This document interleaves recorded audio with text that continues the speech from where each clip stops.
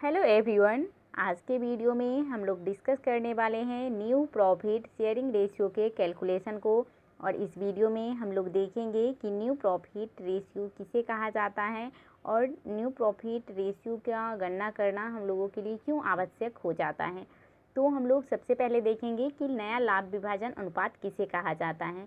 तो जब कोई फॉर्म का संचालन किया जा रहा है और उस फॉर्म के संचालन में जब कोई न्यू पार्टनर प्रवेश लेना चाहते हैं, तो जब न्यू पार्टनर फॉर्म में प्रवेश लेते हैं, जिस कारण से होता यह है कि जो पुराने साझेदार हैं उनके लाभ हानि अनुपात में परिवर्तन हो जाता है और इस परिवर्तन के कारण पुनः जो नए साझेदार है और जो पुराने साझेदार है अपने लाभ हानि को जिस अनुपात में बांटने के लिए वो लोग आपस में सहमत होते हैं, उन्हीं को नया लाभ विभाजन अनुपात कहा जाता है। आई होप कि आपको समझ में आया होगा। उसके बाद हम लोग देखेंगे कि नया लाभ विभाजन अनुपात ज्ञात करना क्यों ज़रूरी हो जाता है।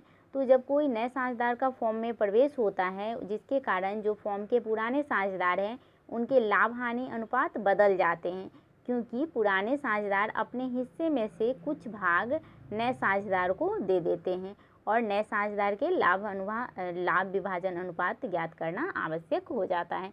अब हम लोग देखेंगे कि न्यू प्रॉफिट शेयरिंग रेशियो का गणना किस तरह से करेंगे। तो सबसे पहले हम लोग न्यू प्रॉफिट शेयरिंग रेशियो का गणना करने के लिए हम लोग केस 1 लेते हैं और जहाँ पे क्वेश्चन इस तरह से दिया हुआ रहेगा कि जब नए साझेदार का अनुपात दिया हुआ हो, यानी प्रश्न में अगर हम लोग को जो न्यू पार्टनर है उनका अनुपात दिया हुआ हो कि उनको फॉर्म में जो प्रवेश दिया गया है तो फॉर्म के लाभ हानि में उनको कितना हिस्सा दिया जाएगा।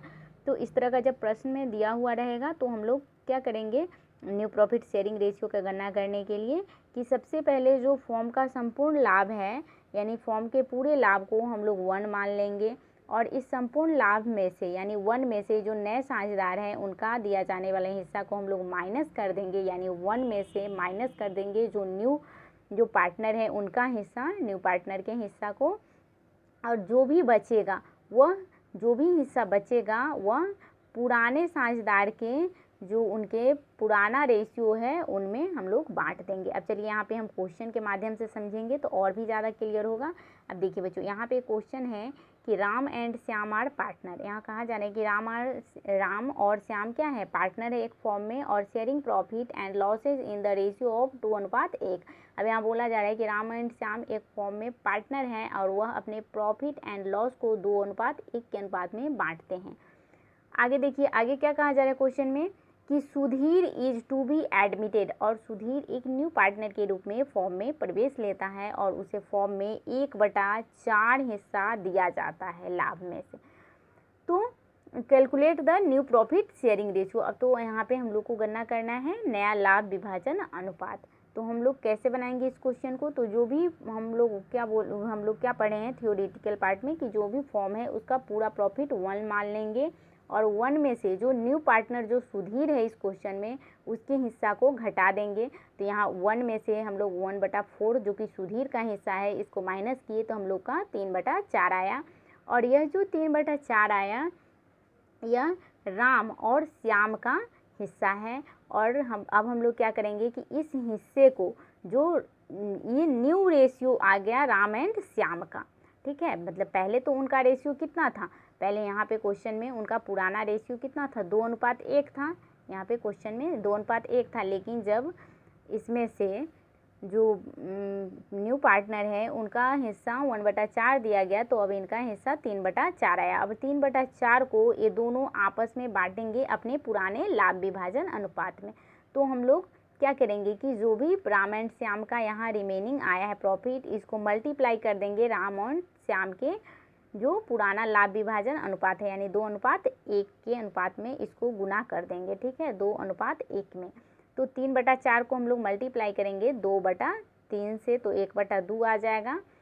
न्यू प्रॉफिट शेयरिंग रेशियो आ गया राम का, और फिर श्याम का जो रेशियो है उसी तरह से निकालेंगे, जो रिमेनिंग प्रॉफिट है इसको मल्टीप्लाई कर देंगे जो श्याम का पुराना लाभ विभाजन अनुपात है उसको।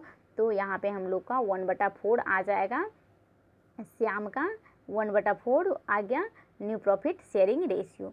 यानी कि हम लोग को जो न्यू पार्टनर फॉर्म है, जो न्यू पार्टनर है सुधीर, उनका न्यू प्रॉफिट शेयरिंग रेशियो 1/4 हो गया। उसके बाद राम है उसका न्यू प्रॉफिट शेयरिंग रेशियो 1/2 हो गया। उसके बाद जो श्याम है उसका न्यू प्रॉफिट शेयरिंग रेशियो कितना हो गया, 1/4 हो गया। अब हम लोग तीनों पार्टनर के न्यू प्रॉफिट शेयरिंग रेशियो का गणना कर लेंगे। तो न्यू पार्टनर कौन कौन है, राम है, श्याम है और सुधीर है।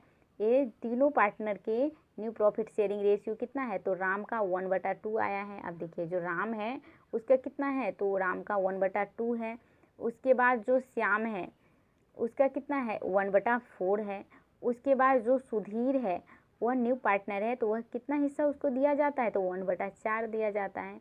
अब हम लोग क्या करेंगे कि इसका एलसीएम ले लेंगे, यानी जो 2 और 4 का एलसीएम ले लेंगे और इसको सोल्व करेंगे जब हम लोग, तो हम लोग का आ जाएगा 2:1:1। यही हम लोग का आंसर हो जाएगा। यानी यह जो 2:1:1 है यह राम, श्याम एंड सुधीर का न्यू प्रॉफिट शेयरिंग रेशियो है। आई होप कि आपको समझ में आ गया होगा। अब हम लोग अगला केस लेते हैं कि अगले केस में हम लोग किस तरह से बनाते हैं। तो देखिए यहाँ पे सेकेंड केस है कि जब नया साझेदार अपना हिस्सा अन्य साझेदारों से एक निश्चित अनुपात में क्रय करता है, तब हम लोग न्यू प्रॉफिट शेयरिंग रेशियो की गणना किस तरह से करते हैं। तो यहाँ क्वेश्चन में क्या कहा जा रहा है, यानी यहाँ जो आप लोगों के सामने केस है इसमें क्या कहा जा रहा है कि कोई न्यू पार्टनर फॉर्म में प्रवेश करते हैं और वह अपना जो हिस्सा है यानी जो उनका जो शेयर है वह दूसरे साझेदारों से एक निश्चित अनुपात में क्रय कर लेते हैं। अगर मान लीजिए कि किसी फॉर्म में एक्स और वाई जो हैं, एक्स और वाई जो हैं वह ओल्ड पार्टनर है, ठीक है, ओल्ड पार्टनर है, और फॉर्म में एक न्यू पार्टनर प्रवेश करते हैं जेड, और यह जेड जो है यह जो है जेड है यह एक्स का एक निश्चित अनुपात क्रय कर लेता है, यानी कहता है कि हम एक्स का ही कुछ हिस्सा लेंगे। तब हम लोग न्यू प्रॉफिट शेयरिंग रेशियो की गणना किस तरह से करेंगे। तो देखिए यहाँ इसको भी हम लोग क्वेश्चन के माध्यम से समझेंगे। तो पहले इसका देख लेते हैं कि हम लोग कैसे बनाएंगे इसको। तो देखिए बच्चों यहाँ क्या कहा जा रहा है कि पुराने साझेदार के द्वारा नए साझेदार को जो दिया जाने वाला हिस्सा है, यानी जो पुराने साझेदार है जो अपना हिस्सा कुछ न्यू साझेदार के लिए त्याग करेंगे, इसको पुराने साझेदारों के पुराने अनुपात में से घटा दिया जाएगा। यानी जो त्याग करने वाला हिस्सा होगा वह पुराने साझेदारों के जो पुराना अनुपात है उनमें से घटा दिया जाएगा, और घटाने के पश्चात जो शेष बचेगा, यानी जब घटा दिया जाएगा और जो रिमेनिंग शेष बच जाएगा वह पुराने साझेदारों का नया हिस्सा होता है। अब देखिए new sharing of old partner हम लोग कैसे निकालेंगे, ओल्ड शेयर और हम लोग उसमें से सेक्रीफाइसिंग शेयर को माइनस कर देंगे। फिर नए साझेदार का हिस्सा ज्ञात किया जाता है और जो पुराने साझेदार द्वारा किए गए त्याग के बराबर होता है, और अंत में हम लोग क्या करते हैं कि नया लाभ विभाजन अनुपात ज्ञात किया जाता है। लाभ विभाजन का नया अनुपात बराबर होता है पुराना साझेदार का नया अनुपात, उसके बाद नए साझेदार का अनुपात। उसके बाद हम लोग आगे देखेंगे कि इस क्वेश्चन को यहाँ पे हम लोग इस क्वेश्चन के माध्यम से बनाएंगे तो और भी ज़्यादा क्लियर होगा, क्योंकि यह आप लोग का प्रैक्टिकल पोर्शन है। तो यहाँ पे इस क्वेश्चन को यहाँ इस तरह से बनाने पे आप लोग को और भी ज़्यादा क्लियर होगा। तो देखिए बच्चों यहाँ पे एक क्वेश्चन हम लोग ले लेते हैं और इस क्वेश्चन के माध्यम से हम लोग देखते हैं कि हम लोग किस तरह से क्वेश्चन को बनाएंगे। तो यहाँ बोला जा रहा है कि एक्स और वाई जो है वह क्या है, पार्टनर है और sharing profit in the ratio of 3:2 है, यानी यह एक्स और वाई का क्या है, पुराना लाभ विभाजन अनुपात है। They admitted Z giving him 1/4 share which B acquire 2 कितना है 12 from X and 1/12 Y. Calculate the new profit sharing ratio. अब यहाँ क्वेश्चन में कहा जा रहा है कि एक्स और वाई जो है वह प्रॉफिट शेयरिंग रेशियो को 3:2 में बांटते हैं, और फॉर्म में एक न्यू पार्टनर जेड फॉर्म में प्रवेश किया, और जिसको कि फॉर्म में 1/4 हिस्सा दिया जाएगा, और यह जो 1/4 हिस्सा है वह एक्वायर करेगा किससे, एक्स से, मतलब कि एक्स से एक्वायर करेगा वह 2/12, और जेड से वाई से, अब वाई से जेड जो है वह एक्वायर करेगा 1/12। तो हम लोग न्यू प्रॉफिट शेयरिंग रेशियो का कैलकुलेशन किस तरह से करेंगे। तो सबसे पहले हम लोग क्या लिखेंगे कि old ratio of profit sharing ratio, यानी एक्स और वाई का जो भी ओल्ड रेशियो है, यानी क्वेश्चन में हम लोग को गिवन है कि ओल्ड रेशियो एक्स और वाई का 3:2 है। उसके बाद जेड, जो कि न्यू शेयर जेड का, यानी जेड जो फॉर्म में प्रवेश करता है उसको 1/4 हिस्सा दिया जाएगा। ठीक है, तो न्यू शेयर जो अब एक्स का वह कितना बटा ले रहा है जेड, तो 2/12 ले रहा है। तो जो पुराना अनुपात है उसमें से हम लोग घटा देंगे उसके नया अनुपात को, यानी 2/12 हिस्सा को इसमें से माइनस कर देंगे, तो यह बच जाएगा कितना, 26/60। और उसी तरह से अब यहाँ पे न्यू रेशियो वाई का, अब वाई का न्यू रेशियो कैसे निकालेंगे, तो वाई का जो पुराना अनुपात था इसमें से हम लोग माइनस कर देंगे जो जेड को यह हिस्सा देगा 1/12, तो हम लोग का वाई का रेशियो निकल जाएगा यहाँ पे 19/60 भी आ गया।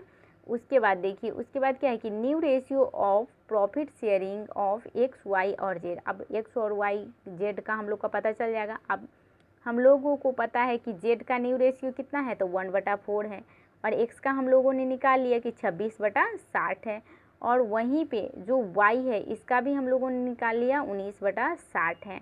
अब हम लोग इन तीनों के रेशियो को लिख देंगे, यानी x, y एंड z के रेशियो को लिख देंगे, और उसी तरह से हम लोग इसका भी एलसीएम ले लेंगे और इसको सोल्व करेंगे तो हम लोग का आएगा 26:19:15। यह जो 26:19:1 हुआ, यह x, y और z का नया लाभ विभाजन अनुपात हो गया। आई होप कि आपको समझ में आ गया होगा। तो आज के वीडियो में हम इतना ही करते हैं, और नेक्स्ट वीडियो में हम लोग 2 और केस है जो कि 3rd नंबर है। इसमें हम लोग देखेंगे कि जब नया साझेदार अपना हिस्सा पूर्णतः किसी एक साझेदार को क्रय करता है या प्राप्त करता है, तो हम लोग किस तरह से न्यू प्रॉफिट शेयरिंग रेशियो का गणना करते हैं। और 4th नंबर केस में हम लोग देखेंगे कि जब पुराने साझेदार अपने हिस्से का एक निश्चित भाग नए साझेदार को दे देते हैं, तब हम लोग न्यू प्रॉफिट शेयरिंग रेशियो का गणना किस तरह से करते हैं। तो आज के वीडियो में इतना ही रहने देते हैं, और इसका नेक्स्ट पार्ट हम नेक्स्ट डे लेकर आएंगे। तो अगर वीडियो अच्छा लगे तो आप इसे लाइक करें, चैनल को सब्सक्राइब करें और वीडियो को शेयर करें। तो हम मिलते हैं नेक्स्ट वीडियो में, तब तक के लिए थैंक यू वेरी मच।